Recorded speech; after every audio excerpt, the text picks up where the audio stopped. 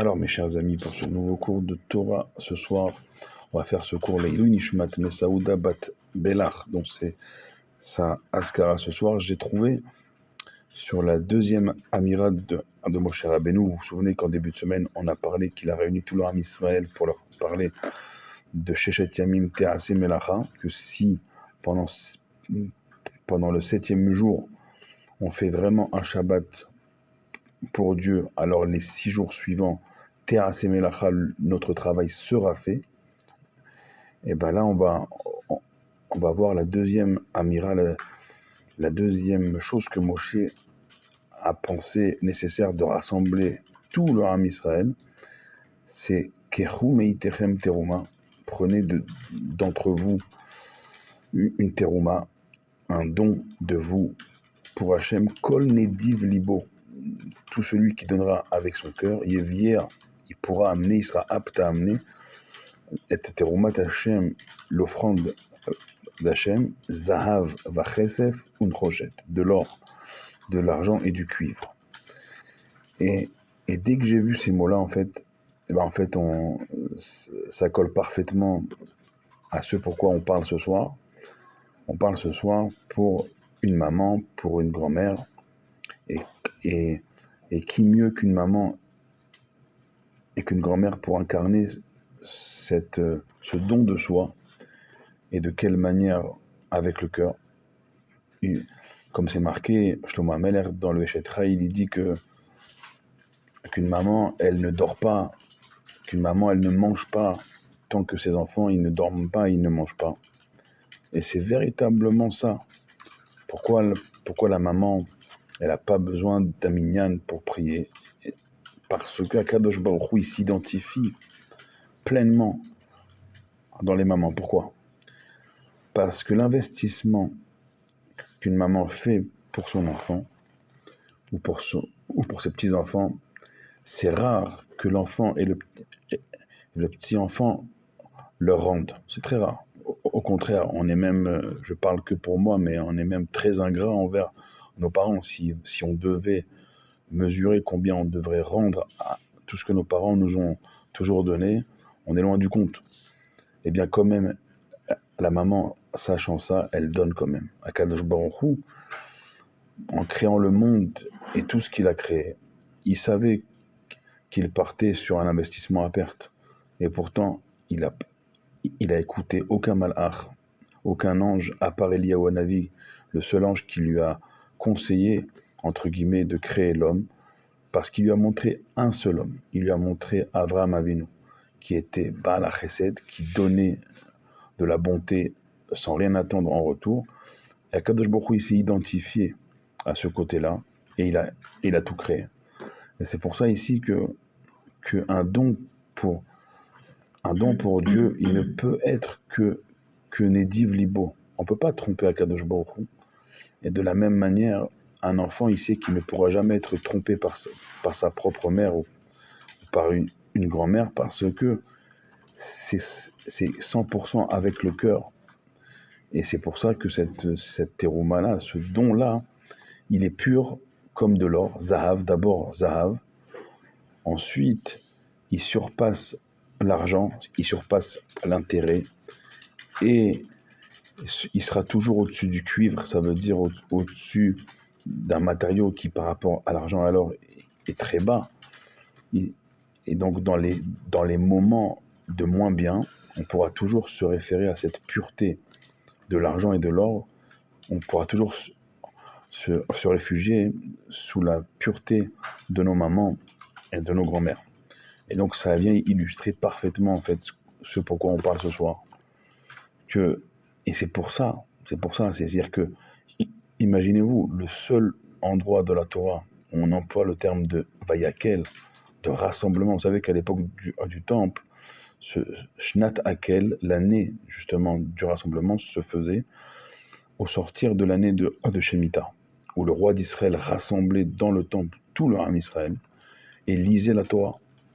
Et Moshe rassemble une fois dans ces 5 livres de la Torah, le peuple, c'est cette paracha-là, pour leur délivrer 2 messages. D'abord Shabbat, que arrêtez de penser que c'est vous, par votre travail, la semaine, qui vous enrichissez.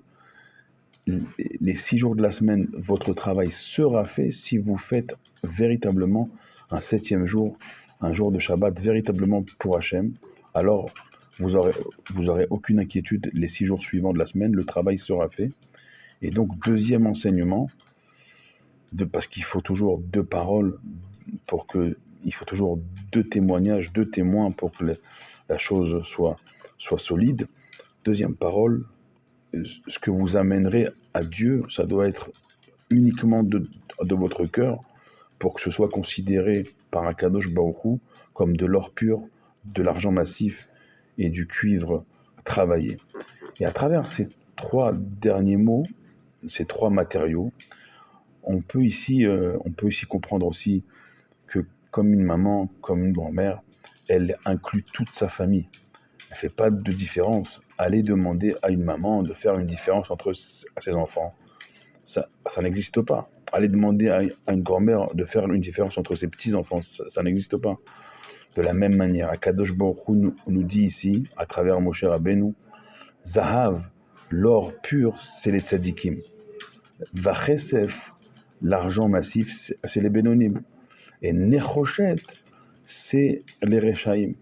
Et Akadosh Baruch Hu, il nous fait comprendre que dans notre don, comment on donne de sa personne pour Akadosh Baruch Hu, si on exclut une catégorie du Ham Israël, alors Akadosh Baruch Hu, il refuse notre offrande. On ne doit pas donner de soi pour Akadosh Baruch Hu en oubliant ne serait-ce qu'un seul juif, qu'il soit Zahav, qu'il soit Tzadik, qu'il soit juif moyen ou qu'il soit un juif éloigné. Parce que, et ça c'est une histoire extraordinaire, et je vais peut-être terminer par là, une histoire avec Rabbi Israël Baal Shem Tov. Rabbi Israël Baal Shem Tov, vous savez que tous les Yom Kippour, il avait ce srout d'accueillir par Eliyahu Hanavi tout le détail de toute l'année à venir, pour lui et pour toute la génération. Qui c'est qui ne rêverait pas d'avoir ça à Kippour tous les ans? Et un Kippour, les élèves du Baal Shem Tov, ils voient que la prière du Baal Shem Tov, elle n'est pas comme tous les ans. Maintenant, on ne pouvait pas aborder le Baal Shem Tov à Kippour. Il était là, mais il n'était pas là.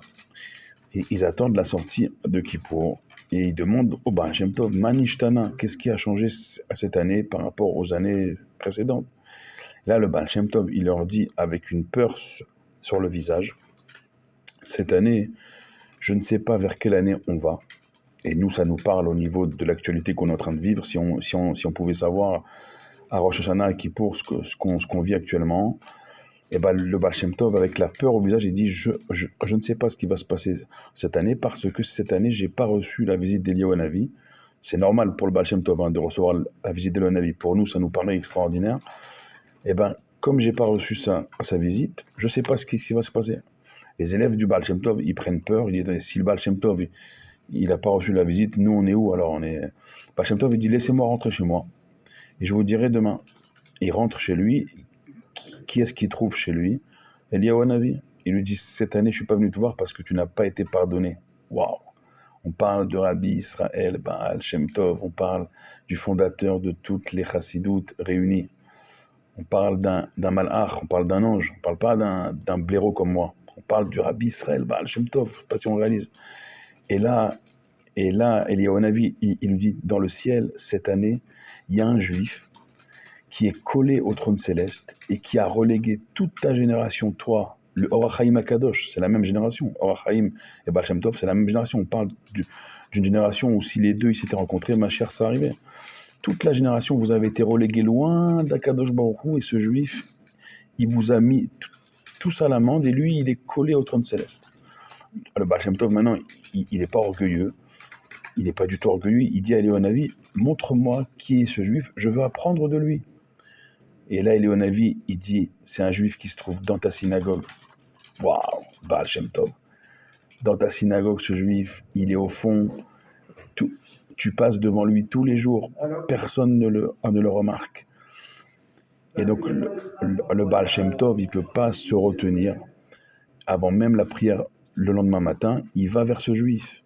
il dit, mon fils, sors de l'ombre, sors de l'obscurité, sors du fond de ma synagogue, que je vois et que j'apprenne de toi.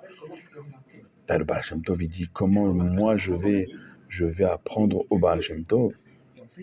Et il lui dit, mais tu sais pas quel bruit tu fais dans les cieux. Tu sais pas quel bruit tu fais dans les cieux. Apprends-moi. Le, le juif, il dit, Rav, ni je prie, ni je fais aucune mitzvah, ni j'étudie, j'ai pas de kippa sur la tête, j'ai pas de talit, j'ai pas de tzitzit, j'ai pas de fin, j'ai rien et je fais rien. Hachem Tov, il comprend pas, il tombe une première fois au sol, il dit, maître du monde, éclaire-moi. Le juif, il relève le Baal Shem Tov, il lui dit, voilà, mon père, il est mort dans mes bras, j'avais 5-6 ans. La seule chose qu'il a eu le temps de m'apprendre, c'est Aleph Bet, les lettres de l'alphabet. Et depuis, je dis Aleph Bet 3 fois par jour, et je dis à Dieu avec toutes mes larmes et toutes mes tripes, prends ces lettres, mets-les dans le bon ordre, et fais comme si j'avais prié la prière du Baal Shem Tov et de ses chassidim 3 fois par jour. Là, le Baal Shem Tov, il retombe une deuxième fois par terre, le juif, il le relève, et le Baal Shem Tov sur lui-même, il dit, Tipesh Ani, je suis un imbécile. Baal Shem Tov sur lui-même, il dit, moi je pensais que ça se mesurait à la longueur du sirtouk et du cartel, ou du streimel, ou du chapeau, ou de la barbe, pas du tout. Le Magi de Mezrich, son élève, témoigne que la chassidou du Baal Shem Tov, elle a changé à partir de cette histoire-là.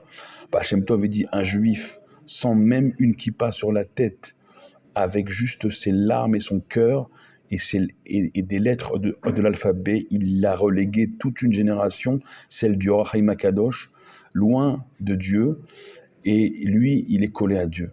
De là, on apprend qu'un investissement pour Dieu sincère, en incluant tout le monde, même le juif qui ne porte pas de kippa, c'est ça que Dieu il attend, c'est ça que Dieu il aime, et c'est ça que Dieu il colle à son trône céleste.